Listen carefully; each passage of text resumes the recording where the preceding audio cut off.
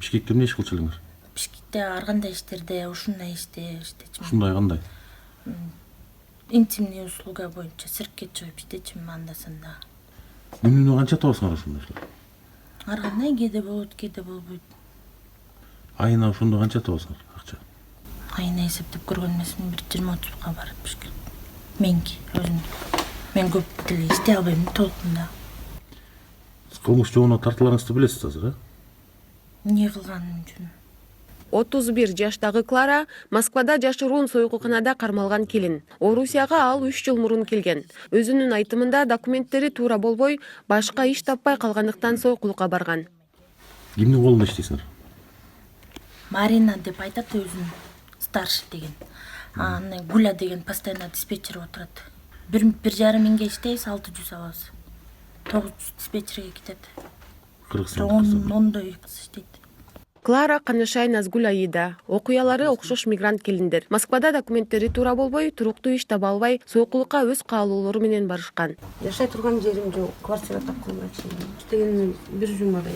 Эң жашы 30да болсо, уулусу 45ке таяп калган. Айрымдары сойкуканада күнү түнү иштесе, кээ бири башка жумуштан кийин кошумча акча табуу үчүн күнүнө 2-3 саатка келип иштеп кетишчү. Алардын айтымында мигранттардын батиринде мындай сойкукананы башка бирөөлөр уюштурган. Өздөрү болсо телефон аркылуу жөнөткөн кардарларды гана тосуп алышчу. Ички иштер министрлигинин Орусиядагы өкүлү Аскат Алиев камакка алынган 3 кыргызстандык жарандын бирөөнө сойкулук уюштуруу боюнча башка айып коюлуп жатканын билдирди. Москва шаарынын полиция кызматкерлери менен биргеликте жүргүзүлгөн иш-чаралардын негизинде Кыргыз Республикасынын 3 жараны кармалган. Алар Москванын батирлеринин биринде сойкулук менен алектенип келишкен. 32 жаштагы биздин жарандын үстүнөн Россия Федерациясынын кылмыш жаза кодексинин 241-беренеси менен кылмыш иши козголуп, азыркы күнү убактылуу кармоочу жайында камалган. Жогоруда айтылган батирде баш аягы 20га жакын кыз келиндер иштешкен. Анын ичинде 10 биздин жаран болгон. Азыркы күнү тергөө иштери жүрүп, текшерилип жатат. Орусиянын административдик укук бузуулар кодексинин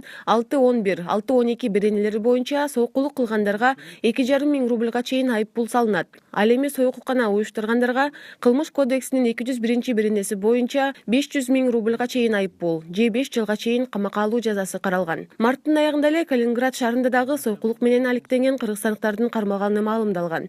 Маалымат каражаттары бир топ жылдан бери Орусияда сойкулук менен алектенген кыргызстандык мигранттар шаар которуп, жер алмаштырып иштерин жазып чыгышкан. С Киргизии? А вы приехали сюда зачем? Работать. Работать кем? Проституткой. Ну а у вас опыт большой в этой сфере деятельности? Ой, месяц только.